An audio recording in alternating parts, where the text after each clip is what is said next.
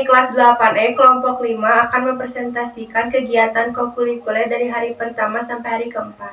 Di sini kami akan memperkenalkan diri terlebih dahulu. Perkenalkan, nama saya Celia Tika. Perkenalkan, nama saya Alisa Saira. Perkenalkan, nama saya Nagina Jalya Nurjana. Perkenalkan, nama saya Rongkus Haripah. Perkenalkan, nama saya Ella Khalila. Perkenalkan, nama saya Syifa Munawwaroh. Perkenalkan, nama saya Rini Nurofiko. Manusia sebagai khalifah di bumi. Tabel hasil pengamatan. Quran Surat Al-Fatir ayat 39 artinya peran manusia dalam menjaga keseimbangan ini. Makna kandungan ayat ini adalah tentang Allah menjadikan manusia sebagai khalifah di bumi dan menekankan bahwa akibat kekafiran akan menimpa diri sendiri. Pesan atau hikmah yang dapat diambil adalah kekafiran akan menimpa diri sendiri. Contoh dalam kehidupan sehari-hari seperti menjadi pemimpin yang baik dan bijaksana. Quran Surat Al-A'raf ayat 56 artinya menjaga memelihara keindahan di sekolah. Makna kandungan ayat ini adalah menjaga keseimbangan alam, tidak merusak, tidak mencemari, atau menyia-nyiakan sumber daya alam. Pesan atau hikmah yang dapat diambil adalah kita harus menjaga keseimbangan alam. Contoh dalam kehidupan sehari-hari seperti memakai kotak bekas saat jajan di waktu istirahat. Quran Surat Ar-Rum ayat 41 artinya kerusakan alam disebabkan karena perbuatan tangan manusia. Makna kandungan ayat ini adalah mensyukuri nikmat dengan melestarikan alam.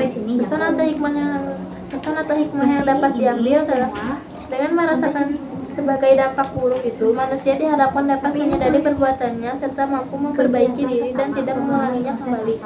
Contoh dalam kehidupan sehari-hari seperti plastik yang sulit terolah secara alami. Pemahaman konsep apa? Ini sampai Pertanyaan: apa yang dimaksud dengan khalifah serta siapakah yang ditentukan Allah sebagai khalifah?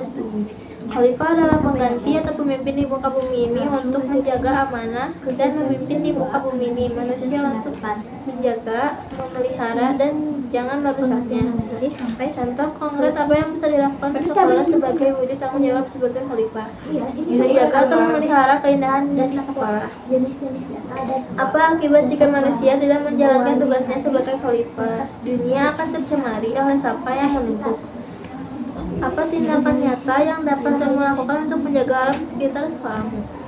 Membuang sampah pada tempatnya dan menjaga tanaman atau 5R. Kesimpulan, kita harus menjaga lingkungan dengan menerapkan 5R dalam kehidupan sehari-hari. Apakah selama ini aku sudah bertindak sebagai khalifah yang baik? Berikut contoh. Ya, membuang sampah pada tempatnya. Apa yang perlu diperbaiki dalam menjalankan peran sebagai khalifah? Memelihara keindahan lingkungan sekitar. Zero waste. Zero waste adalah gaya hidup yang berusaha mengurangi sampah sebanyak mungkin, terutama sampah yang berakhir di tempat pembuangan akhir atau TPA. Tokohnya adalah mengelola sampah.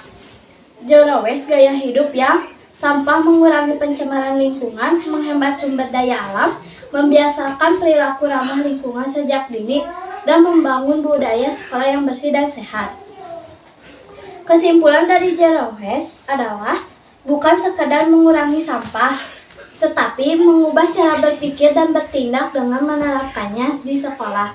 Warga sekolah belajar menjaga lingkungan secara nyata. Sampah organik. Sampah organik adalah yang mudah membusuk dan diurai oleh bakteri, jamur, cacing di tanah. Sampah organik biasanya berasal dari makhluk hidup. Sampah anorganik. Sampah anorganik adalah yang tidak dapat diurai atau tidak dapat membusuk dan akan terus ada di tanah walaupun sudah tertimpa selama bertahun-tahun. Berdasarkan wujud, sampah padat seperti plastik, kertas, dan lain-lain. Sampah cair antara lain air, sabun, dan bekas cucian. Sampah gas dikatakan sebagai emisi dan biasanya dikatakan polusi.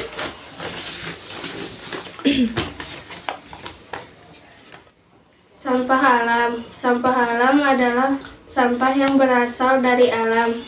Contohnya adalah dedaunan kering, ranting, kulit, kayu, dan buah-buahan.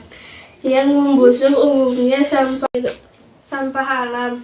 Sampah alam adalah sampah yang berasal dari alam. Contohnya adalah dedaunan kering, ranting kulit kayu, dan buah-buahan yang membusuk. Umumnya sampah alam tidak menimbulkan masalah karena mudah diurai secara alam.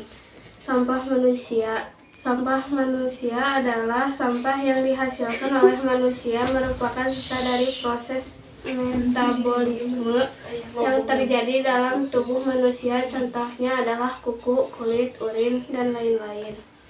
Sampah konsumsi adalah yang dihasilkan oleh manusia karena mengonsumsi. Sampah nuklir adalah sampah yang dihasilkan dari reaksi tersebut menghasilkan uranium dan thorium bahaya lingkungan. Sampah industri adalah sisa atau buangan yang dihasilkan dari proses produksi di berbagai kegiatan industri.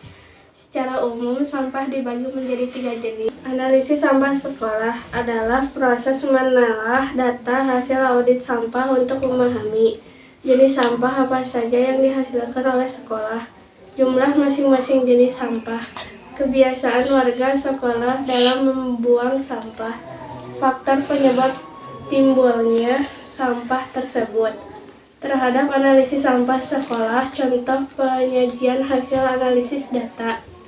Pengelolaan sampah yang buruk seringkali disebabkan oleh kurangnya kesadaran dan partisipasi masyarakat, minimnya fasilitas yang memadai, dan lemahnya penegakan peraturan.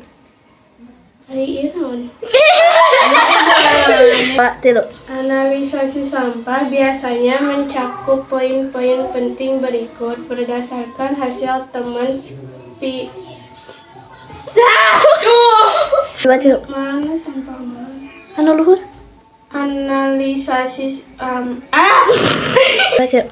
Analisasi sampah biasanya mencakup poin-poin penting berikut berdasarkan hasil teman spesifikasi dari analisasi.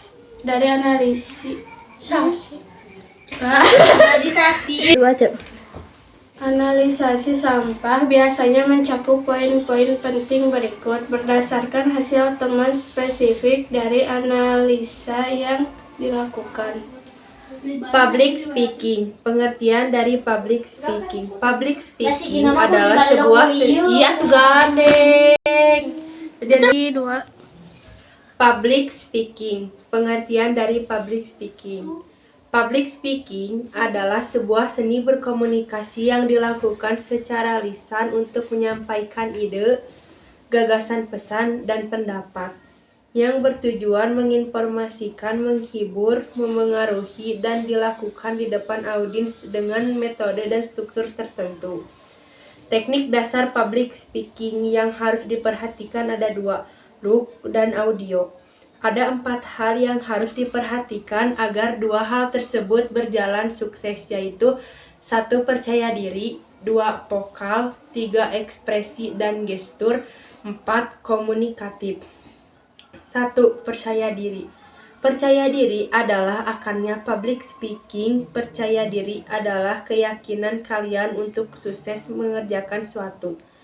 Ingat, tidak boleh minder, yakin kalau kalian oke untuk berbicara di depan orang lain. Percaya diri bisa meningkatkan dengan cara latihan dan jam terbang.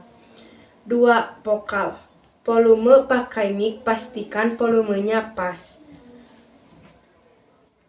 Speaking speed, kecepatan berbicaranya ditentukan oleh materinya atau audionya.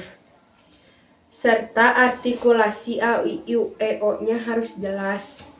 3. Ekspresi dan gestur. Penting untuk menunjukkan look kalian, ekspresi bisa menggunakan seluruh komponen. 4. Komunikatif. 1. Menyapa, 2. Mengajukan pertanyaan, 3. Nomor, 4. Eye contact, 5. Tetap dengan hangat, 7. Waktu ideal eye contact 2 detik. Tips meningkatkan percaya diri. 1. Awal berpikir positif. 2. Penerimaan diri. 3. Gali dan kembangkan potensimu. 4. Perluas pengetahuanmu. 5. Tingkatkan penampilan. 6. Perbanyak interaksi dengan orang lain. Etika public speaking. Tujuan yang baik, persiapan yang matang, kejujuran, penggunaan bahasa, hindari etosentrisme, hindari plagiarisme. Metode public speaking. Impret atau liptum spontanitas. Audit sampah sekolah. Jadi sampah yang paling banyak diperoleh adalah residu. Alasan sampah tersebut paling banyak jumlahnya karena sampah ini tidak dapat didaur ulang dan tidak dapat diurai. Dampak bagi lingkungan jika sampah ini tidak dikelola dengan baik adalah akan mencemari lingkungan, menjadi penyakit, dan banjir. Kesimpulan, audit sampah di sekolah adalah sampah yang mengidentifikasi sumber dengan melakukan proses pengumpulan atau pengukuran dan menganalisis jumlah sampah serta jenis sampah yang dihasilkan dalam satu periode. Rencana aksi yang bisa kita lakukan untuk mengurangi sampah tersebut dengan mengelola sampah 3R, menempatkan tempat sampah di setiap tempat, dan melakukan kampanye plastik dan kertas. Cara kita mengolah sampah tersebut: sampah organik bisa didaur ulang, sampah anorganik direus atau ekobrik, sampah B3 tidak bisa diapa-apa, dan sampah residu tidak bisa diurai atau didaur ulang. Ide kampanye atau proyek kreatif yang bisa dilakukan sekolah untuk mendukung zero waste. Kampanye zona bebas sampah dengan menempatkan poster zona bebas sampah di mana penggunaan plastik satu kali pakai dan pembuangan sampah sangat dibatasi. Refleksi. Hal baru apa yang telah kau pelajari dari kegiatan ini? Memilah sampah, penimbangan sampah, dan mengidentifikasi sampah. Bagaimana kamu akan menerapkan pengetahuan ini dalam kehidupan sehari-hari? Dengan mengelola sampah dan menempatkan 4 tempat sampah: organik, anorganik, B3, residu. Hasil audit sampah dari kelompok kita adalah jenis sampah anorganik, jumlah 0,44, lokasi ditemukan di lorong kelas 9D dan 9E. Jenis sampah anorganik, jumlah 0,41, lokasi ditemukan 8E kelas, lorong kelas 8E dan 8F. Jenis sampah B3, jumlah 0,12, lokasi ditemukan di lapang dan di belakang kelas. Jenis sampah residu, jumlah 0,58, lokasi ditemukan lorong kelas 8E dan 8F.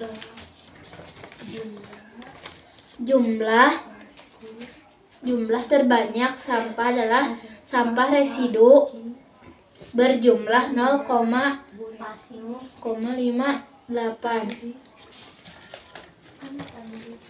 Jenis sampah yang paling dominan adalah residu. Perkiraan penyebab adalah karena tidak bisa diurai menjadi lebih banyak. Dampaknya terhadap lingkungan sekolah adalah penyakit, pencemaran lingkungan, dan banjir. Solusi untuk mengurangi sampah ini adalah membawa mistik untuk jajan dari rumah. Kesimpulan, analisis data merupakan proses pengolahan data mentah menjadi informasi yang bermanfaat dan mudah dipahami dengan dua jenis data: data kualitatif dan data kuantitatif, serta cara tahapan mengumpulkan dan data, pengolahan data, dan tujuannya. Refleksi. Hal baru apa yang telah kamu pelajari dari kegiatan ini? mengetahui cara mengelola sampah, dan menghasilkan data. Bagaimana kamu menerapkan pengetahuan ini dalam kehidupan sehari-hari dengan mengumpulkan data dan menganalisasi sampah sekolah?